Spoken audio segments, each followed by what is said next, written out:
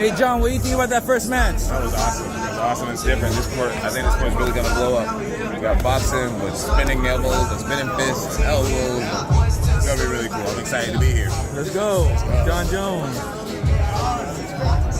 Jon Jones just made a power move outside the octagon. The UFC heavyweight champion is now stepping into the business side of combat sports. TMZ Sports just broke the news that Jon Jones has officially signed on as a co-owner of Dirty Boxing Championship, a growing promotion founded by Mike Perry, Malki Kawa, and Abe Kawa. If you follow Jones' career, this move makes sense. He's managed by First Round Management, which is owned by Malki and Abe Kawa, so the partnership is a natural fit. What does this mean for Jones' future? On the surface, this seems like a smart business decision, giving Jones a foothold in the fight industry outside of the UFC. Dirty Boxing is still a relatively new promotion, but with its focus on striking heavy fights and aggressive matchmaking, it's gaining traction fast. Their next event is set for this Saturday in Miami, with Yoel Romero headlining the card, and with Jones now involved, you can bet all eyes will be on this promotion moving forward. There's also the bigger question: is this Jon Jones setting up his career after the UFC? Jones has been in the fight game for over a decade. He's won titles, dominated opponents, and cemented himself as one of the greatest ever. But at 36 years old and recovering from an injury, he's not going to fight forever. Getting involved in the promotional side of the sport could be his way of transitioning into a role where he doesn't have to take damage, but can still influence the fight game. That being said, he still has unfinished business in the UFC, and one man is getting tired of waiting for him. But other than that, Jon Jones behind the scenes is not a guy that turns down fights. Would you guarantee 100% we see that fight? Yeah, I'll say 100%. If you ask Tom Aspinall, the interim UFC heavyweight champ, he's ready to fight. Now. Dana White has hinted that a fight between Jon Jones and Tom Aspinall could happen this summer, but Aspinall isn't convinced. During a recent interview, he made it clear that he's not willing to sit around forever. If Jon Jones isn't ready, step aside. Aspinall is itching for action. He's been in training since before Christmas, staying sharp and waiting for his shot at the undisputed title. But Jones is still recovering from a torn pectoral muscle, and the timeline for his return remains uncertain. In a conversation with Adam Catterall, Aspinall made it clear that he's already spoken with the UFC about what's next, and he's not willing to wait much longer.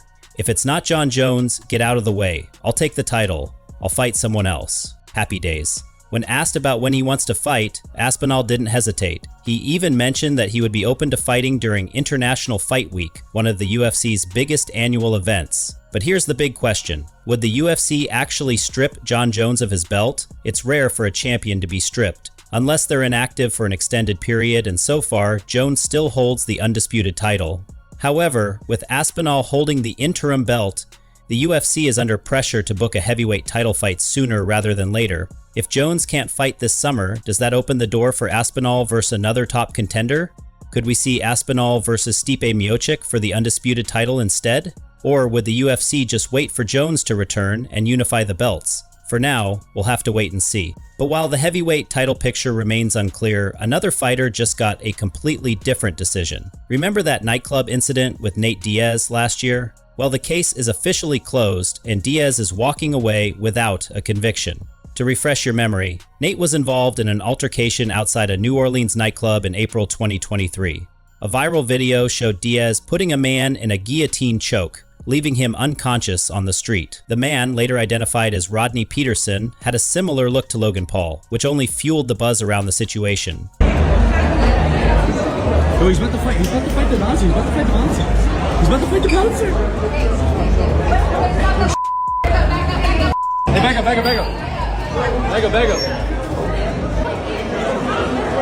You guys don't want the price. Diaz turned himself in shortly after and was charged with second-degree battery, a serious offense that would have led to jail time. But in a recent ruling, a judge dismissed the charges after Diaz completed an impulse control class. His legal team argued that Diaz actually showed restraint during the incident and was acting in self-defense. Nate Diaz is a professional fighter who knows how to handle himself. If he wanted to do serious damage, he could have, but instead he de-escalated the situation, said his attorney. Some fans see this as a fair outcome, considering Diaz was provoked and could have done much worse. Others think he got lucky because of his star power. After all, most people wouldn't get off so easily for choking someone unconscious in the street.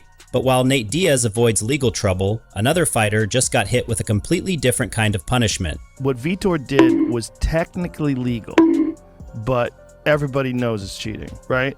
Like, Vitor was on TRT, but he was on superhuman doses. Well, we know he got tested. Remember, he was one of the reasons why TRT was removed. They tested Vitor, and I forget which event it was, and he was off the charts. And his excuse was he was going to be in America for like a week and a half, so he took like a large dose. When they looked at the levels, they're like, this is not just testosterone replacement. This is for sure super physiological. This is like not what a normal person ever has. For most fighters, winning on Dana White's Contender Series is the golden ticket to the UFC. But for Danylo Voievodkin, his dream turned into a nightmare just weeks after his big victory. Vodkin was officially banned for 2 years after testing positive for meldonium, a performance-enhancing drug that boosts endurance, speeds up recovery, and even improves cognitive function. The substance was first made famous when tennis star Maria Sharapova got suspended for using it back in 2016. The failed test came from an out-of-competition sample, meaning Voievodkin wasn't even in fight camp when he popped. That's a big deal because it suggests he was using PEDs long before stepping into the cage on fight night. Dana White didn't hold back in his response. If you get caught cheating, you're out. Simple as that. We're not dealing with that kind of stuff here. This isn't just a short suspension. Voievodkin won't be eligible to fight in the UFC until 2026.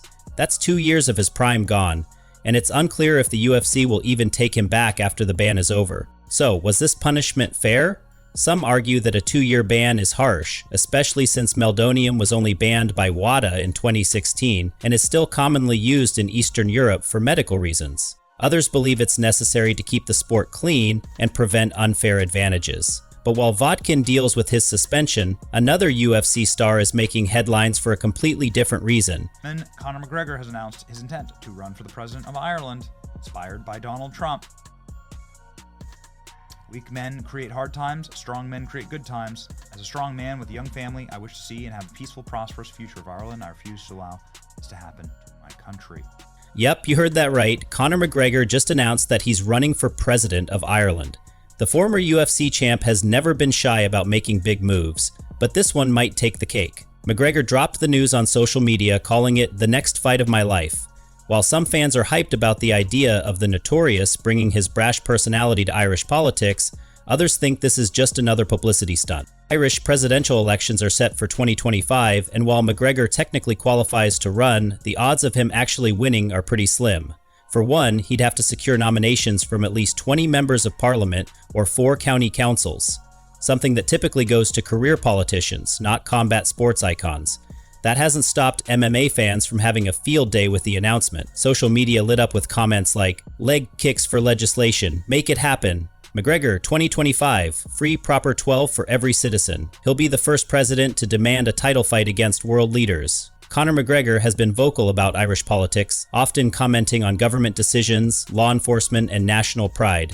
But does that mean he's serious about this run? Or is it just another way to keep his name in the headlines? If he somehow pulls it off, McGregor would make history as the first sitting head of state to have competed in the octagon. Imagine a world where international diplomacy involves press conferences with trash talk and hand truck dolly throws. Wild times. While McGregor is looking to shake up politics, another fighter is set to shake up the UFC light heavyweight division. You know, it's obvious that his team is nervous. His team knows that he's got problems with his wrestling. And he knows that I can do stand-up. He knows that I can wrestle. And so it doesn't really matter what was said or who's confident or not. Now we have the fight. Now we have this opportunity. We're 100% ready. We're gonna do whatever we can to get this victory. We've got a fight announcement that's going to shake up the 205-pound division. Majon Kiev just confirmed his rematch with Alex Pereira is happening this August.